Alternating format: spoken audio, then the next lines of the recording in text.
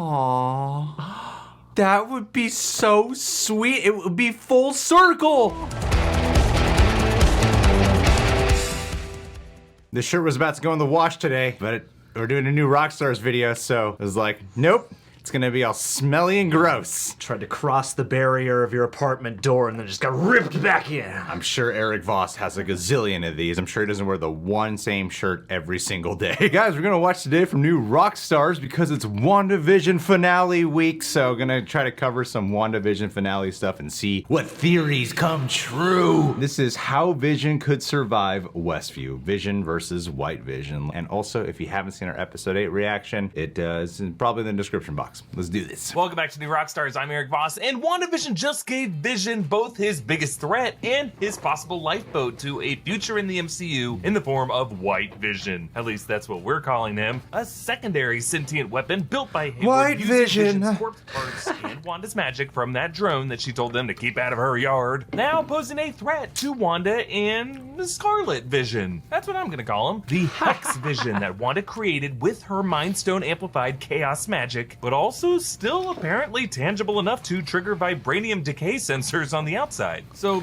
two visions, to quote my favorite breakfast date. These are confusing times. And there is an equally confusing history with White Vision in the comics, but I'm gonna explain what this Vision versus Vision battle will probably look like in the WandaVision finale episode, and what White Vision's arrival means for Paul Bettany's employment status. So in WandaVision, White Vision is the product of Project Cataract, Sword director Tyler Hayward's secret sentient weapons project. Sometime after Vision's death in Wakanda and Infinity War, presumably in the last 3 years because that's when Hayward took over Sword from the late Maria Rambeau, Hayward got his hands on Vision's desaturated remains and shifted Sword's focus to reanimated Vision into a superhero synthezoid that he could control. Yes. Now, sure, you could try to theorize a deeper agenda or hidden identity by Hayward as a form of Ultron or the Grim Reaper or Mephisto. No, I don't think so. Folks, I'm How dare you say he's not Mephisto? How could you abandon the ship now? Everyone is Mephisto. Everyone until otherwise proven anything else is Mephisto. Not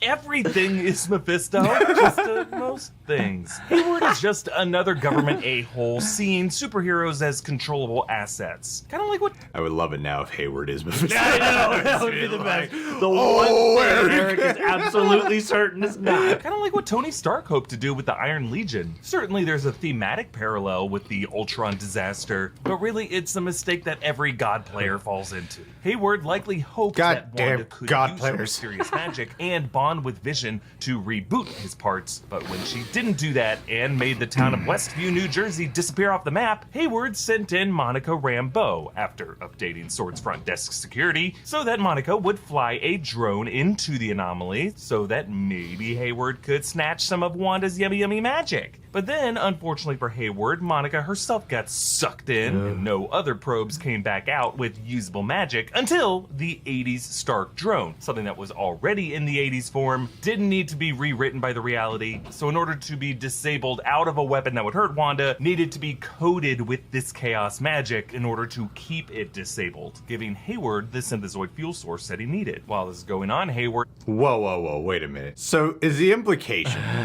Hayward specifically hired Monica Rambeau just to send in a drone?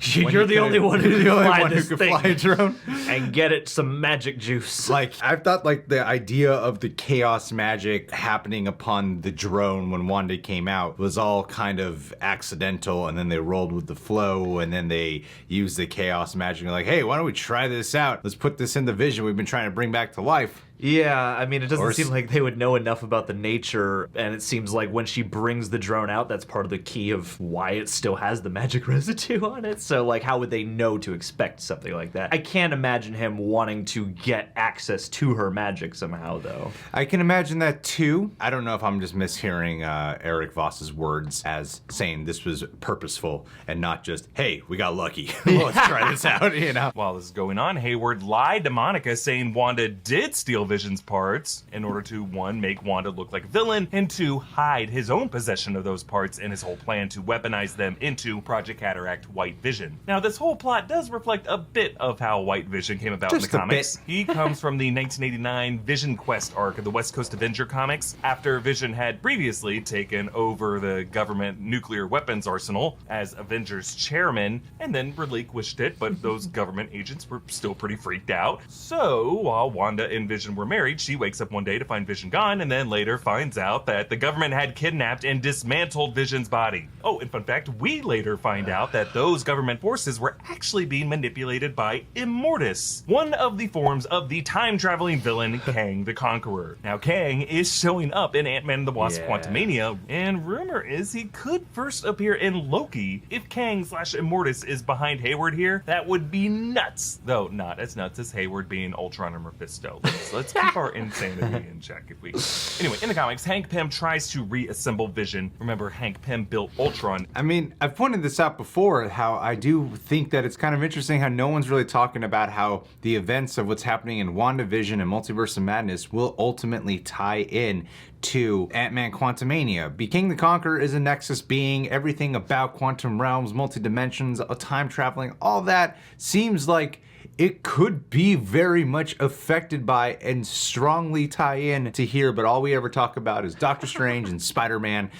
We don't talk about how this all will affect the events of Ant-Man Quantumania. Remember, Hank Pym built Ultron, and Ultron built Vision, so he's kind of like his grand creator. And Let's give that all to Tony Stark. Using the android body of the original Human Torch and the brainwaves of Wonder Man Simon Williams, but now Williams refuses to give his brainwaves to resurrect Vision because he said that it felt like his soul was ripped out. So without those brainwaves and with the irreparable tissue damage, Vision returns white and soulless. Two words that also describe this guy. Anyway, this is all going down as Wanda realizes that her sons Billy and Tommy are pieces of Mephisto's soul and that Agatha Harkness has been brainwashing her. So Wanda and She's White having a Vision great day. separate.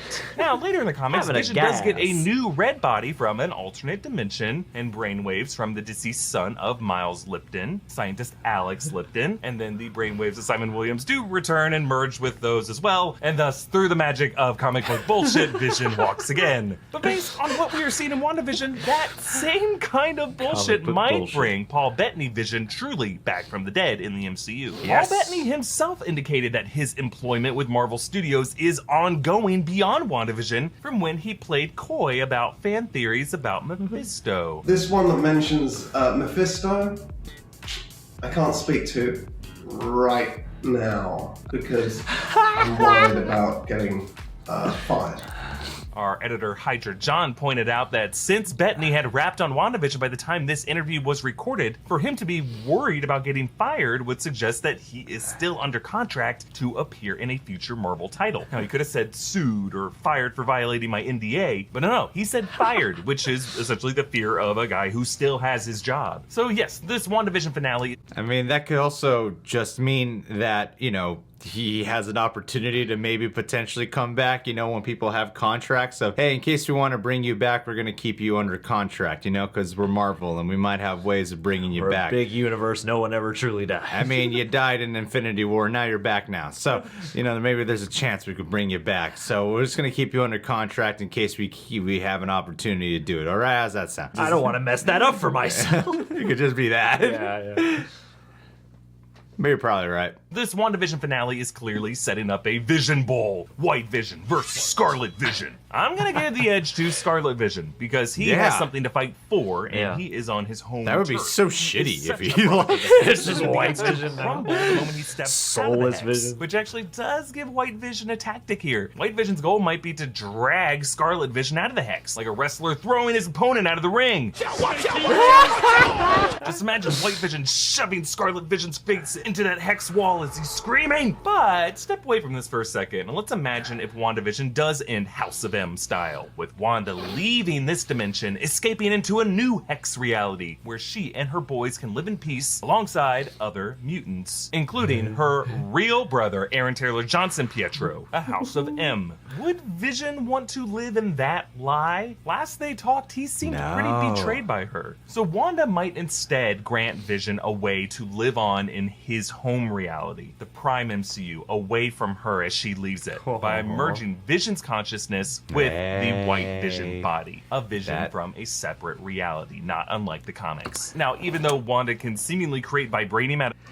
You see, here's the thing. As much as some plot points have unveiled themselves with reveals, I'm like, okay, that reveal has happened. The execution didn't go down the way I imagined it would happen, but the reveal has happened. I think this would be the most predictable version of them all. This is what everyone's saying. Even I say. White Vision was a concept that some people thought might show up in this series. Most people weren't really thinking about it. And so to have White Vision come in episode 8, the only reason I have my doubts that that will happen, I mean, I'd be happy if it did, because that means Vision gets to live on. Yeah. But the only reason I have my doubts is it just seems like the most predictable path, and they've seemed to be pretty good at knowing what to honor in terms of reveals. And like, yes, we're gonna do that thing that people have thought, but then other parts have been like, no, we're going against the grain on this one. We're gonna tease you by honoring something from, you know, the comic and also giving you a little bit of hope. But yeah, especially now that this seems to be the sort of obvious life raft, I gotta wonder if they're setting us up actually for something tragic with Vision, maybe to bring him back further on down the line. Yeah. Wanda can seemingly create vibranium out of thin air. I don't think she would be able to give him a completely new Mind Stone in his head when he is outside the Hex. Seems like she can create a Mind Stone in that Hex, but outside that Hex, the Mind Stone has been atomized. Still though, she is a Nexus being with magic derived from the Mind Stone, and her wiggly woos could be converted into synthezoid fuel from that drone on the outside. So using that logic, Wanda could charm something else as a replacement battery. In Infinity War, wasn't Shuri the whole goal before Thanos showed up? She was trying to figure out a way to take out the Mind Stone while keeping Vision still intact. Yeah. So there's a way to do it without the Mind Stone. What is it, Voss? Voss! That's why we're here. We're here to Where's make the dumb Easter egg? jokes and comments. You're here for the real information. Black Panther 2 will have all the secrets. Wanda could charm something else as a replacement battery. Perhaps the gem in her engagement ring. She could even engrave a little heart in it, like the heart that Vision wrote on the deed and the heart that began That all would this on be the calendar. so This way, sweet. as It Wanda would be moves on full into a House of circle. M universe that could get revisited in Multiverse of Madness. Vision could walk once more in the Prime MCU, longing for his love, the Good Witch, who gave this Tin Man his heart back. Ooh, by the way, if you have not already, Yo! this unusual come Yes, on. I got it. Woo! But I gotta I'm say down. that. This Go is get your your shirt, last guys. chance to get these. You just gotta go to Dude. newrockstarsmerch.com. Follow me on Instagram Oh, I and Twitter love at that EAVoss. tie Follow around. New Rockstars. Subscribe to New Rockstars for everything WandaVision. Thank you for watching. Bye.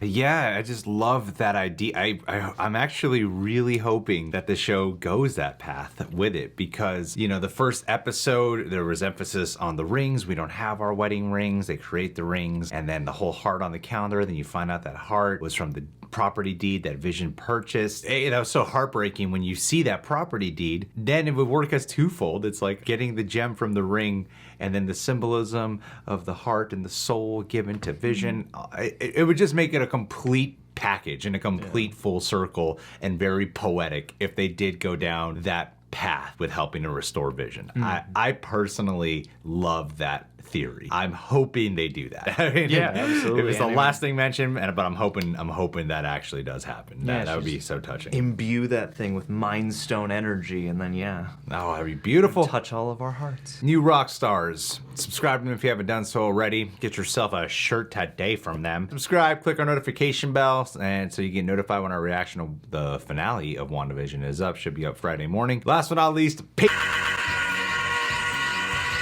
want to shout my man Bradley Bledsoe. BB, my friend, he has himself a daughter. Ooh. A daughter in the mail coming this way. That's how adoption works. Yep. Just put them in a box and ship them to you. Her name is Persephone. Absolutely gorgeous name. Gorgeous name. I wanted her to be called Gragnita, but he opposed against it. I blame your wife. She's holding you back, man. I think you should take your little baby, go to California, and come live with us, and leave your wife behind because the baby's adopted. You don't need your wife for anything now. Yeah, you can strike out on your own. Make a name for badass single fathers. Please don't ever show your wife. Shout out. Or your I know or you your know I'm child for joking. this. No, you can show her when she's like 5 years old. That's right when you After get the you've core legally traumatic changed memories. her name to Greg. Yeah, so that's the perfect time, man. Anyway, thank you for being here, dude. Hope you appreciate this.